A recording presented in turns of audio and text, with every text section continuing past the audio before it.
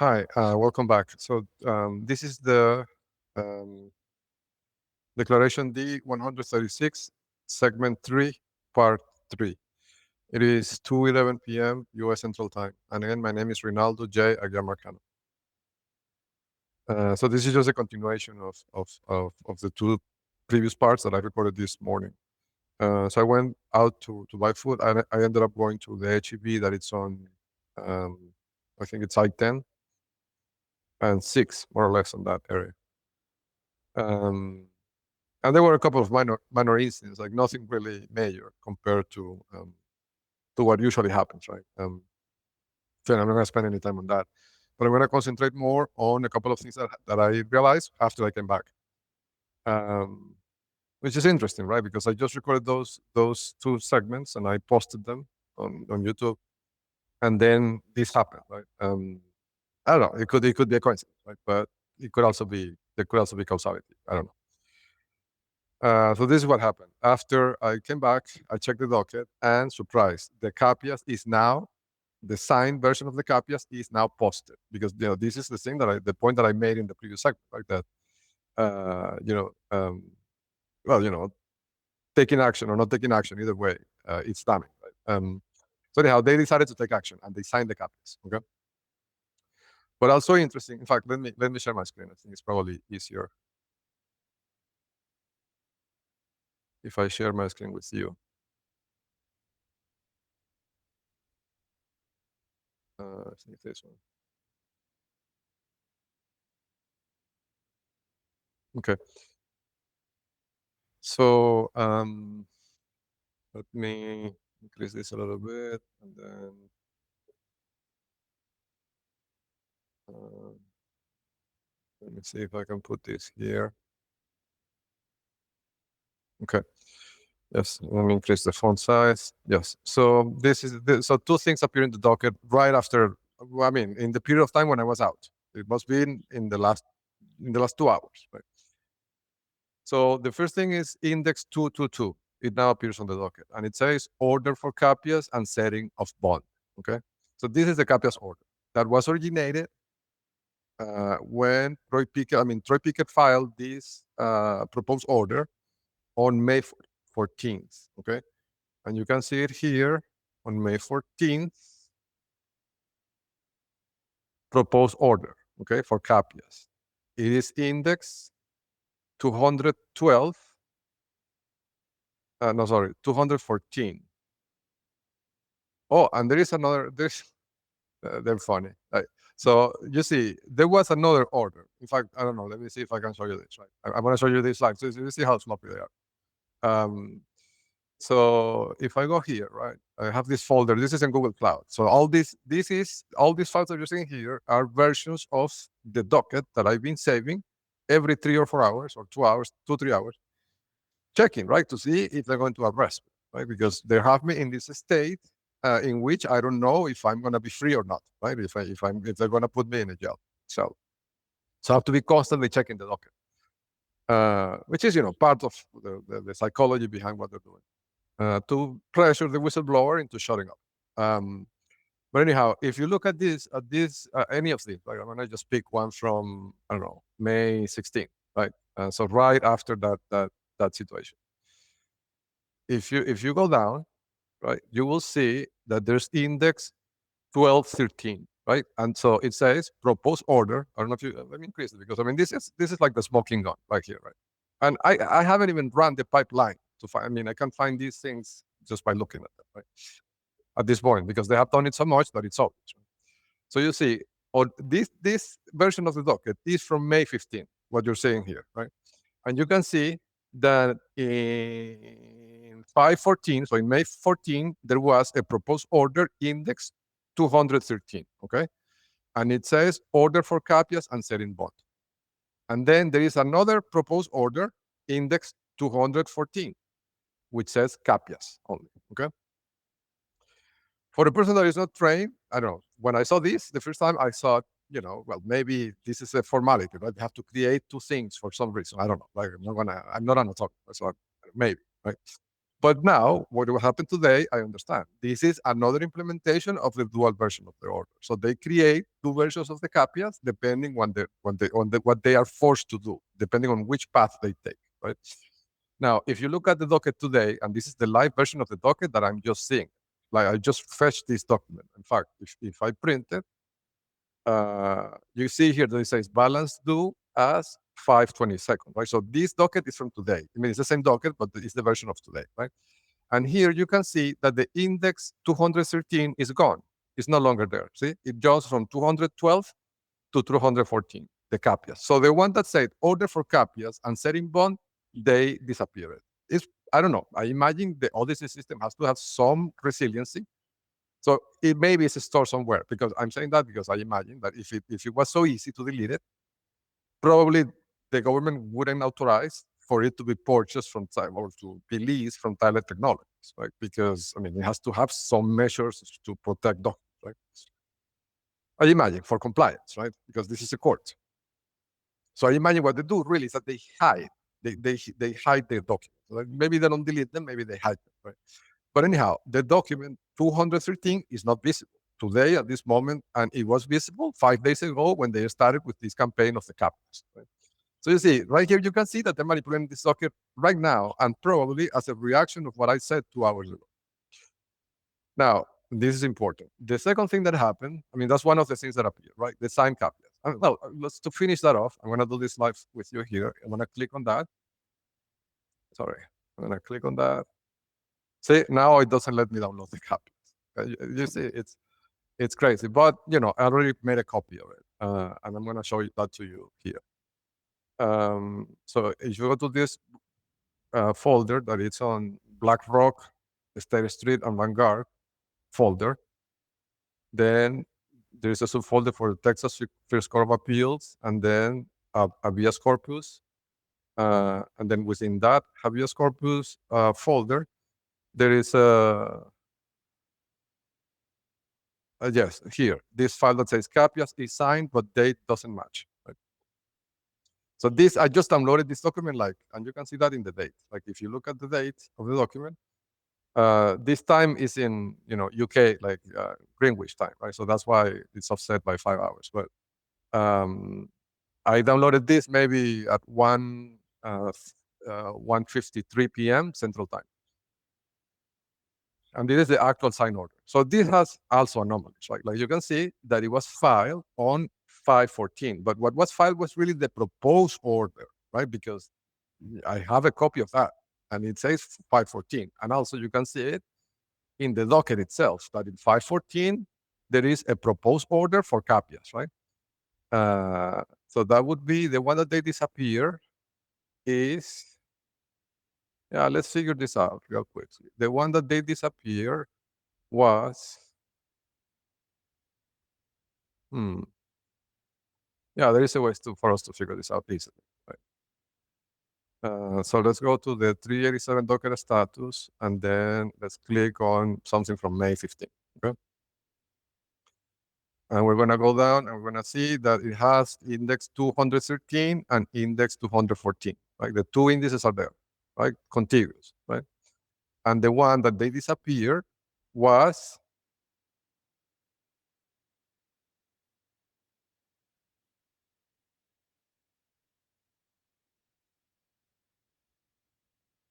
let's see, they disappeared the 213, right?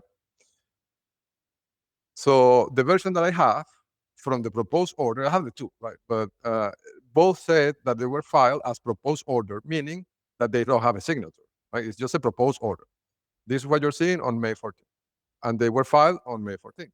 Now, they introduced this order signed by the judge, and you can see that because, let me see. Yes, you can see that it's signed, right? But this is what I want to, ask you to please focus your attention on, is that it says that it was signed on 5/14. They did this so it matches the timestamp on the top, because that's when they filed the proposed order. But that creates another problem for them, is that it contradicts what the docket says, because the docket says that the court signed the order on 15. So the docket says that the judge physically signed the order on May 15. But if you look at the order, it says that it was signed on May 14. And again, they had to do this because so it matches the timestamp on the top. But still, I think that wouldn't be enough because there should be two timestamps because they have to file the proposed order on sign that has to be file stamped, right? Because they filed it with the clerk, then the judge signs it, and then they have to file the signed order, and that would cost a second timestamp to be put by the clerk on the order. So either way, I mean, this order is fraudulent. For you can see that it's fraudulent on two different ways. One, that it's missing one timestamp, the timestamp of when it was supposedly filed after it was signed. And secondly, you can see that it's fraudulent because the date of signing doesn't match what the docket say. So the docket say it was signed on the 15th, and then, but the order itself says that it was signed on the 14th. So it's obvious, right? But I think that the most striking thing is that they disappeared one of the two capias orders, proposed orders that they had, right? One that said capias only, and one that says proposed order for capias, and the other one said proposed order for capias and setting bond, right? That's what differentiated them. But in reality, they're two different proposed orders. So one of them is gone. Index 213 is now missing from the docket. The same thing that happened to the index 7 in April 2025 when the child was kidnapped.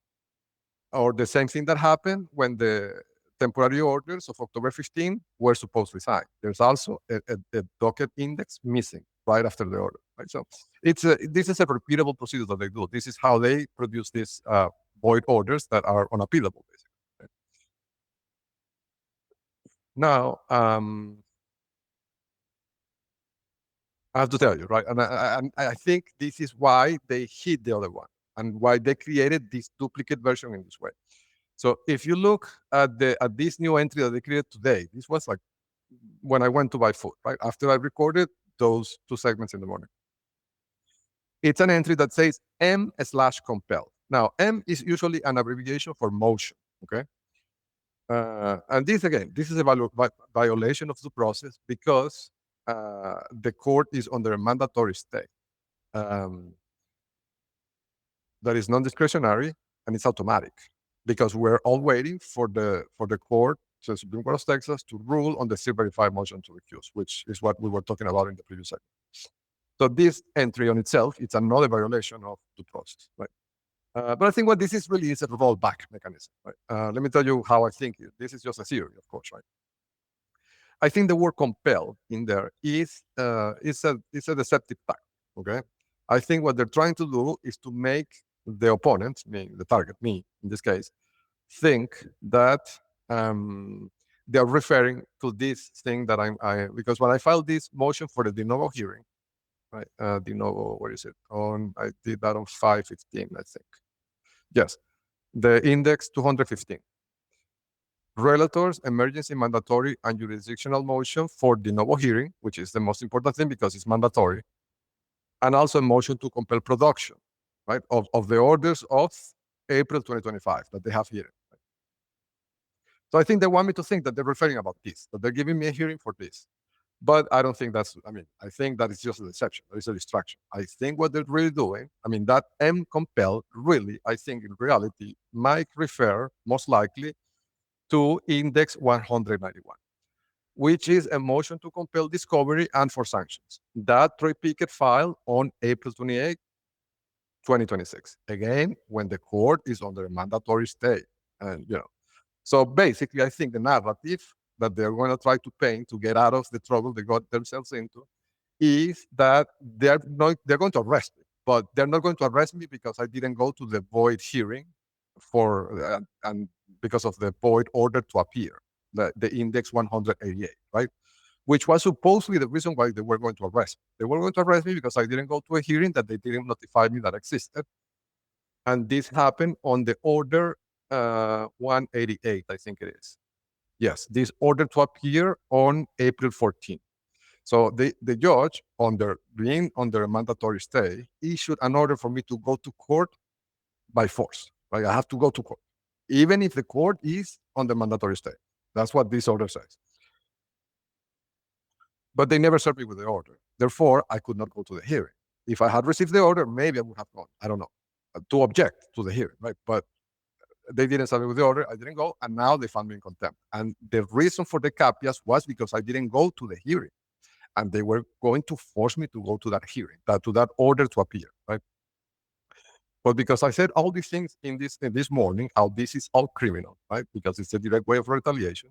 So they're going to flip the narrative now. Now the new narrative, and this is a theory, but it seems obvious to me. It's just pure logic what I'm applying here. What they're going to say is that that arrest is for the motion to compel, the index 191, which, if you look at it, is this thing that Troy Pickett filed on 428, 2026. And it's a motion to compel discovery, right? So I guess the narrative is that they are requesting some documents from me, I imagine, like financial documents, something, right? To justify that this is really in the best interest of the child. It's not that they want to put the parent of the child in prison because he's whistleblowing to the IRS about them committing financial crimes. It's not that. This is really in the best interest of the child. And the reason is because they're asking me to produce financial documents that I don't want to produce. Like I think that's going to be the new narrative now. Right? That's why they had to have the two different versions of the order, of the capias, right? One that is about the discovery, and one that is about the other thing, right? Or they can switch it. Maybe, in the public view they have one and then they switch it by the other. I don't know. But the existence of the word compel is interesting because this is what that motion index 191 says, and this was filed by Troy Pickett. But now, I think this is even more damning, I have to tell you, to be honest, because, again, in my motion 215, which, again, is a mandatory thing for a family judge to do, a family judge cannot ignore this, right? And my motion for a de novo hearing, the second thing that it says is to compel. So how could you justify that you're going to arrest the other party, bring them by force to court to address a motion to compel that was filed 2 months ago, and you are not going to address a motion that is mandatory that also has a motion to compel? I mean, this is illogical. It shows not bias, but intention to harm, I would say, right? So, but I think this shows desperation. Like if you put all this, I mean, I'm a logical person. I see all this together, like the sloppiness on the fabrication of the order, the desperate attempt to justify the arrest or the attempt to arrest in a way that doesn't look criminal. But not seeing the fact that I have filed a motion to compel that is mandatory to address just 5 days ago, right? And they're gonna cherry pick something from 2 months ago to try to justify this situation. So I don't know. It's I think it's like I don't know. I don't have a word. I don't have the vocabulary to describe how this looks from my point of view, right? But it's like seeing drone, like getting sucked into the water and not being able to survive. Like they're like trying to escape the water. That's how it feels. But anyhow, I'm going to tell you something that I haven't, I haven't said in. I've done this for months, right? But I haven't said anything because if anything, what I want is to get my child back and for them to go away, right, quietly, if possible. But they refused, they refused to do it. Right? And my brother, because he came from Canada to take me to the grocery store so I could buy food, because Telfair and Troy Pickett and the court scheduler. By the way, the court scheduler, again, is involved in this because she is putting this. Well, by the way, this doesn't say that it's a hearing, right? Let's start by that. It's not clear in this entry if this is a hearing or if this is a time spent for the judge to meditate and think. It's possible, right? It doesn't say the word hearing. Every other entry that has been a hearing has the word hearing, but this one doesn't. So maybe it's not really a hearing. It's just a space for the judge to, think. I don't know. But if it is a hearing, it would mean that the scheduler is again doing this, right? The scheduler is the main weapon of harassment, really, because it is what allows the court to continue to schedule procedures that then result in orders, that then result in contempt, that then results in imprisonment. But it all starts with a scheduler, right? And the scheduler knows that the court is under mandatory stay because I emailed her directly and I told her, I put her on notice of this multiple times, and she continues doing it, right?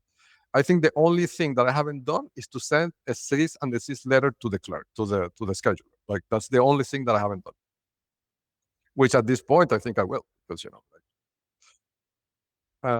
but anyhow, so my brother came from Canada to take me to the grocery store so I could buy food. Um, and I explained why in the previous part, right? And we were talking in the car, and I forgot, because when you're with your brother, you're in a familiar setting, and I forgot that these people are listening to everything I say in one way or another. So I made a comment, and I realized that it's kind of a comment that could be dangerous to my health. So I'm gonna say it, because if I don't say it, then they have an incentive to silence me, and they could go to any lengths to do that. So I'm gonna say it. And also to see if they enter into prison, that this thing of trying to put me in prison is going to end with them being put in jail. Like, it's I don't know how to, or worse, it could be worse, right? So I'm going to tell them this to see if they see light.